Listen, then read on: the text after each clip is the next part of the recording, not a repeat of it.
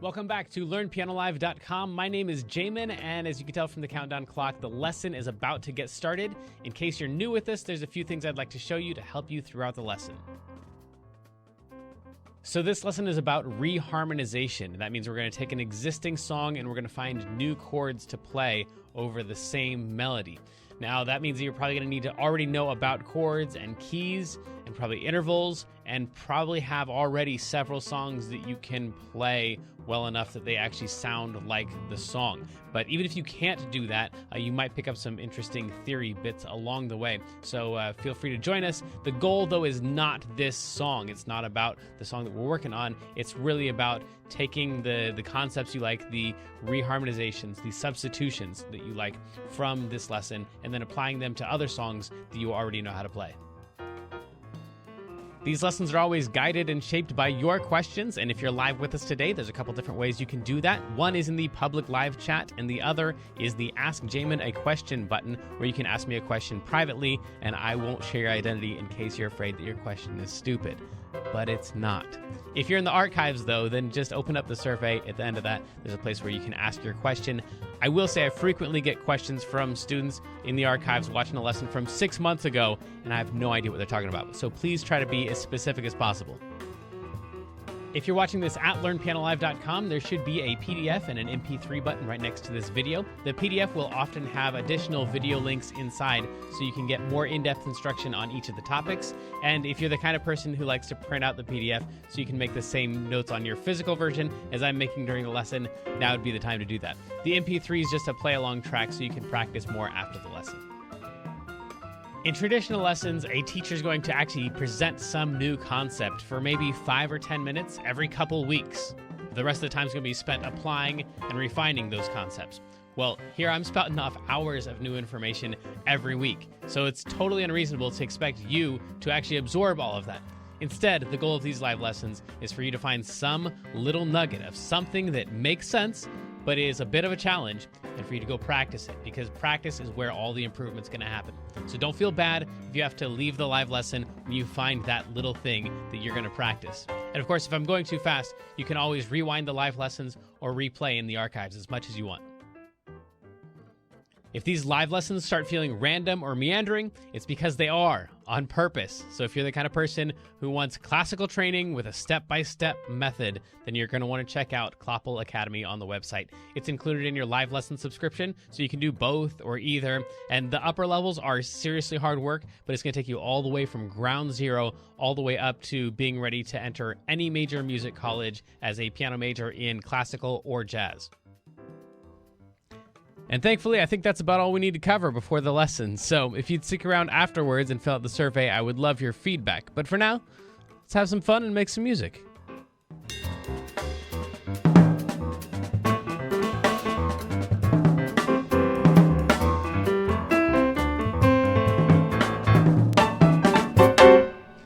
Welcome back to LearnPianoLive.com. I'm Terrified, and this is our chat moderator and camera person, the incomparable That Kendall. makes me feel better. Guess what? Yes. So I just reached 30,000 views on my Dirty Hands studio version. Wow. Which is like crazy. Yeah. And so now there's like something in the works to do something else with the song, hopefully. Do I know about this other thing? Yes. Oh. Okay, it's the thing that I know about. Yes. Oh, okay. Yeah. Wow. Yeah. Cool. So I'm very excited. What studio version do you already have out? I did it like a year ago, I think, or a year and a half Here? ago. In this studio? Yeah. Oh, yeah, that was fun. I Yeah. totally remember that. Okay, cool. Well, let's jump into this Seinfeld theme. So I'm scared of this song because it's really what it is. And I've heard this thing, like, what's that? Do you want the key things off? No, that's fine. Letters on are fine. So then I've heard this thing like 3 trillion times, and the more I've heard a song, usually the less well the reharmonizations go, because it just sounds like a thing in my head, and so everything else sounds messed up, which is how you all feel when we try to cover your songs you like a lot. I'm like, nah, this other thing sounds better. You're like, nah, I really prefer the original. So anyway, we've got that going against us. Plus, it's like a blues song, and so reharming a blues is sometimes a little bit funky, especially using the rules that we've got, because we're using mostly like bebop reharm rules and stuff. So we'll see what happens here. But the original just basically has 2 chords in it. It's an E7. Remember, I did a tutorial on this song before. So this is an E7, and then we have an A7. And those are kind of the only 2 chords in the song. An E7 and an A7. And we just play those back and forth. And we play the melody in the right hand. The beginning of it was like that. That thing. I would call that the melody, even though there's no real melody to this, because it's all just bass line stuff. The bass is the melody. So I'm going to take all of that and put that in the right hand.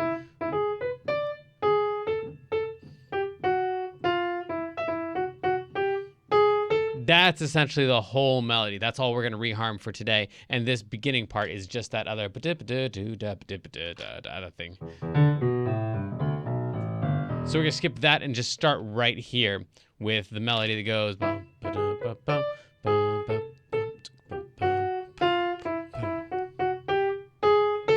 Now, along with the chords that we already have would be.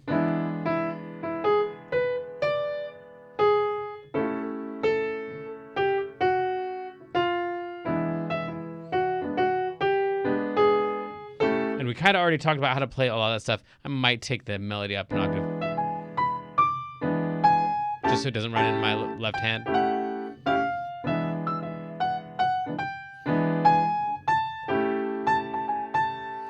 So all of that said, we need to go to learnpianolive.com/reharm, and we will see that the first thing we want to do is add in 7s and 9s and 6s. We pretty much already have all 7s in the chords, because all the chords are E7 and A7. So that kind of is already like built into it. So we could throw in a 9 in the E7, like that's our E7. We could throw in a 9 right there.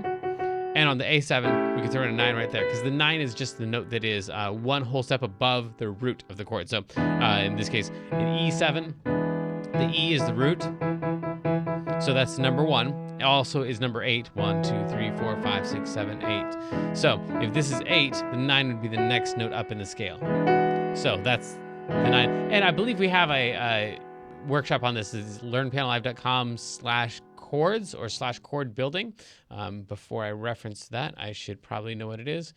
It's chords. Chords? Chord building. Oh, it is chords. Yeah, cool. And that'll take you to the Musicpedia thing. So that's great. So then we want to add the 5, play the 5 of any chord before it. So this takes us into the whole thing down here, where we're going to go to the chord that is right before the chord that we're aiming at in the circle of fifths. So we're aiming for an E, so that means the chord before an E, if we're going counterclockwise through this thing, the chord before that would be a B. So a B would lead into an E, and an E would actually lead into an A. So when we want to go to an A, we need to put an E before it. Unfortunately, that doesn't really change much for us because all the chords before the A's are already E's, because we're just going back and forth between E's and A's. But it does mean that before we get to the E, we could also go to a B to lead back into the E. So let me show you what that would look like. That would be somewhere like in here playing a B7, or somewhere in here playing a B7 to lead into that E. So we'd have something like...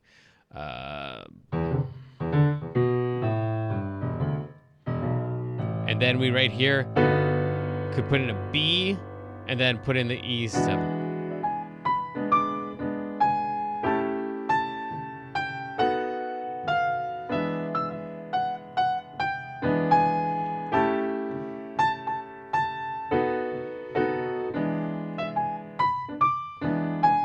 And there's an A, and here's our B to lead in the E.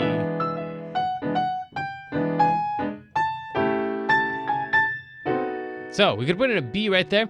I don't really particularly care for it, but whatever. The rules say that that's allowed. And after that is when we start to get crazy with stuff. And this little guy right here is going to tell us that we're going to use some harmonic generalization. Crud. So harmonic generalization generally means that we're going to just pay attention to the key that we're in, and then just play chords from the key that we're in. It's hard to tell what key we're in because this is a blues, and so it's arguably in the key of E, but it's an E blues, so we've got like weird like Mixolydian and other dominant sounds in here. The key signature says that we're in the key of E. So we're just gonna take chords from the key of E, like F sharp minor or a G sharp minor, an A, major. Wow, this is gonna sound really funky. Or a B7, or a C sharp minor. We could put all those in there. In fact, we just go in order.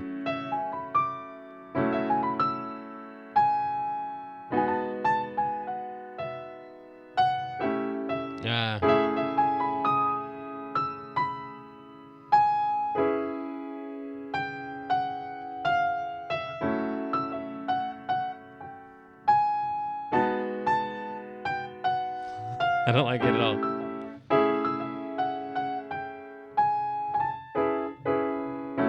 So that's what happens if we just take those chords and put them in there. Yeah, Kendra, did you have something you want to say? Hey, Jamin, it's time to take a break for our feature of the day, which today is the preview of the day. Okay, cool. So this is actually perfect right now because a lot of people have been asking about the jazz idioms courses that we got started on, and then we replaced our computer, and then Corona hit us. So we've been streaming like crazy, but we are getting back into jazz idioms pretty much immediately this week. So the next one that we have up, we already have up the Jersey Bounce, and then after that comes the pivot, which is just taking a chord like an E7 chord that we're already playing right now, and then just playing basically the top note and then jumping down and playing the chord. So that's exactly what's happening in this song. So we have,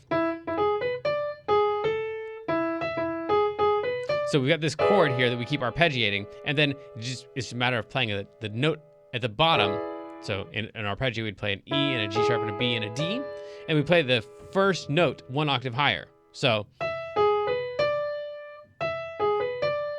that right there, that would be considered a pivot, and that's kind of the next thing that happens. After that, we do things like the honeysuckle, which would be like that thing, and we kind of reuse that pivot in a whole bunch of other areas and stuff. So the next two that are coming up would be the pivot, which is just an arpeggio. If you can play the Seinfeld theme, and then you can just throw that bottom note on the top. then you already are pivoting. So we'll use that, and then we'll do the honeysuckle and all kinds of other really, really cool stuff that's coming up. If you already saw some of the lesson plans for them and you were excited about it, then hey, me too. But we'll get to those very, very soon, starting this week with the pivot and then the honeysuckle and moving on from there. Cry Me a River, I think, is also coming up pretty soon. That's that one, which we might use in this song, actually. Let's see. But for right now, it's time to get back to the song as soon as we take a short break. So sadly, the lesson preview has come to an end, and it's time to say goodbye to everyone watching the free streams. Of course, paying subscribers at learnpianolive.com can continue watching this lesson and several hundred others like it in the archives. So come on over and check us out. And if you like what you saw, at least like and subscribe, and then tell your friends to head on over to learnpianolive.com to start enjoying this journey with us.